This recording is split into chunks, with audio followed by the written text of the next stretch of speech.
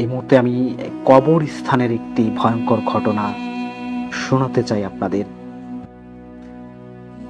ঘটনাটি পাঠিয়েছেন আরিফুল হক হিমেল। ঠিক যেভাবে লেখা আছে ঠিক সেভাবেই পড়ে শোনানোর চেষ্টা করছি গল্পটা। কৃষ্ণপক্ষের এক টুকরো চাঁদ যেন আকাশ থেকে ক্লান্তভাবে ঝুলে পড়েছে। নিকষ কালো অন্ধকার, আকাশে মেঘ জমেছে, মাঝে মাঝে মেঘের আড়ালে ঢাকা পড়েছে চাঁদ। বাইরে ভুতুরে হলদে আলো ছড়াচ্ছে। ল্যাম্পপোস্টের পুরনো বাতিটি, সবখানে ভয়ঙ্কর নিস্তব্ধতা। এমন সময় চুপ করে শব্দ হলো। নিচু দেয়ালে টপকে কবরস্থানের ভিতরে নামলো মজিদ। মাথাটা নিচু করে দেয়ালের সাথে চেপে রইল। হাঁপাচ্ছে মজিদ। হৃৎপিণ্ড হৃৎপিণ্ড হাতুড়ির মতো বাড়ি খাচ্ছে বুকে। আজ একটুকুর জন্য ধরা পড়ে গিয়েছিল। 10 বছরের কাজের জীবনে তার এমন কখনো হয়নি। মানুষজন সব চালাক হয়ে গেছে, সব সময় কান খাড়া থাকে, একটু শব্দ হলেই জেগে যায়। আজ তো কাজের কাজ কিছুই হলো না। মাঝখান থেকে এত বড় বিপদের মধ্যে পড়ল। বাইরে মানুষের শব্দ পাওয়া যাচ্ছে। মজিদ মাথাটা আরো একটু নিচু করে প্রায় শুয়ে পড়ল। মাথার উপর দিয়ে 3 ব্যাটারির তীব্র টর্চের আলোটা বেশ কয়েকবার ঘুরে গেল। বেশ কিছুক্ষণ কোলাহলের শব্দ পাওয়া গেল।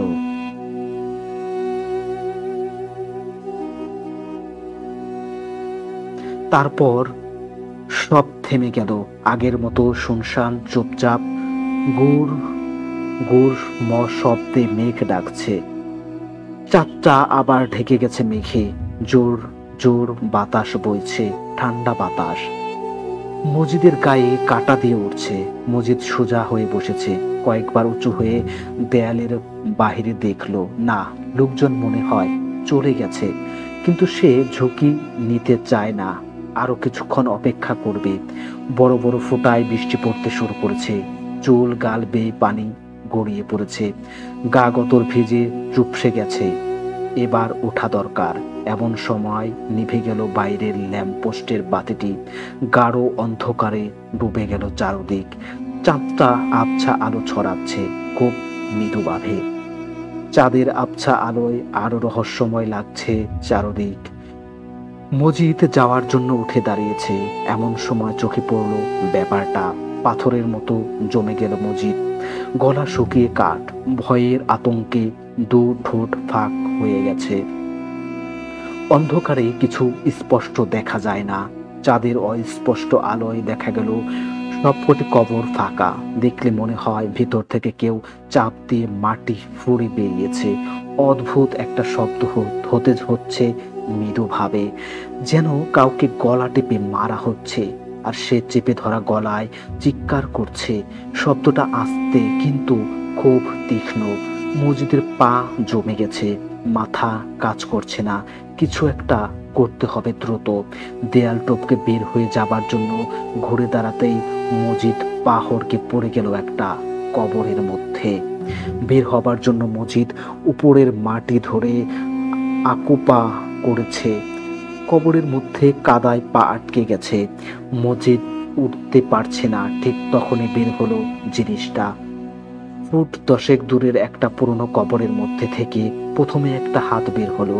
তারপর হাতের উপর ভর দিয়ে ঠিক মানুষের মতো করে উঠে দাঁড়ালো।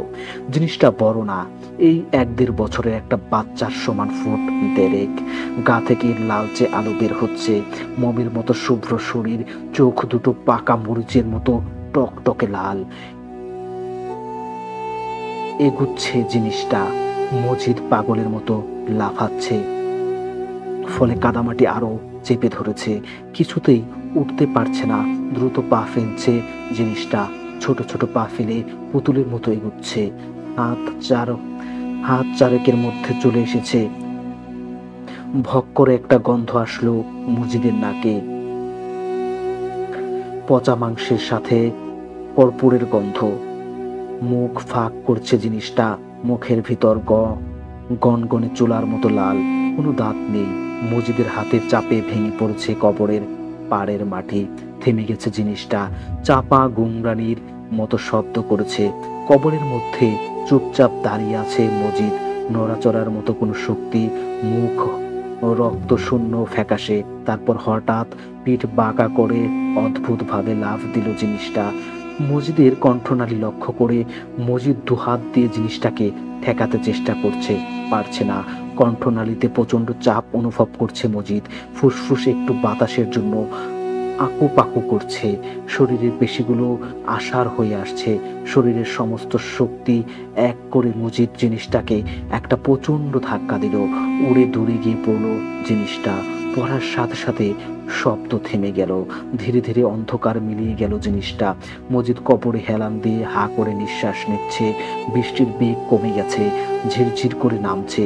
মজিদ দ্রুত পাটা ধরে কাদার মধ্যে টেনে তোলে, তারপর ঝটকা দিয়ে উপরে উঠে পড়ে।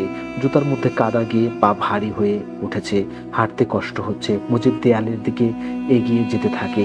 পিছনে আবার অদ্ভুত শব্দটা শুরু হয়, খুব মৃদুভাবে, বাড়ছে কমছে আবার বাড়ছে।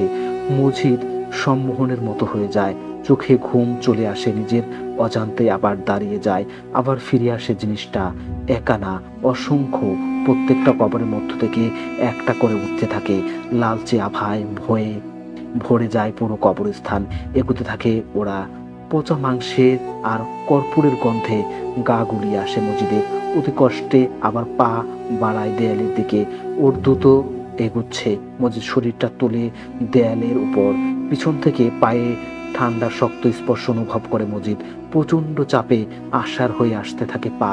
দেয়ালের উপর বিছানো কাচের টুকরো ছড়ে যাচ্ছে পেট, হাঁটু। প্রচন্ড যন্ত্রণা হচ্ছে, পেছন থেকে চাপ বাড়তে থাকে। অসংখ্য শীতল স্পর্শ অনুভব করে মজিদ। পেছন থেকে টানছে ওরা, তীব্র চাপ, মনে হয় হাড় গোড় বের হয়ে যাবে। দেয়াল ধরে হাসড়ে হাসড়ে এগুতে চেষ্টা করে, পারে না। গলা কাটা মুরগির মতো ছটফট করতে থাকে। দেয়ালের কাজগুলো শরীরে গভীর গেঁথে যাচ্ছে, আর সহ্য করতে পারছে না মজিদ। দেয়াল ধরে প্রচন্ড জোরে সামনের দিকে ধাক্কা দেয়, হুড়মুড়ি পড়ে যায় দেয়ালের বাইরে। আর পেছনে তাকানোর সময় নেই, পালাতে হবে দ্রুত। উঠতে গিয়ে পায়ে তীব্র যন্ত্রণা বসে পড়ে, হামাগুড়ি দিয়ে কুকুরের মতো এগুতে থাকে। বৃষ্টি থেমে গেছে, অনেক দূর থেকে ক্ষীণ স্বরে ভেসে আসছে আজানের শব্দ। মসজিদ থামে না, এগুতে থাকে।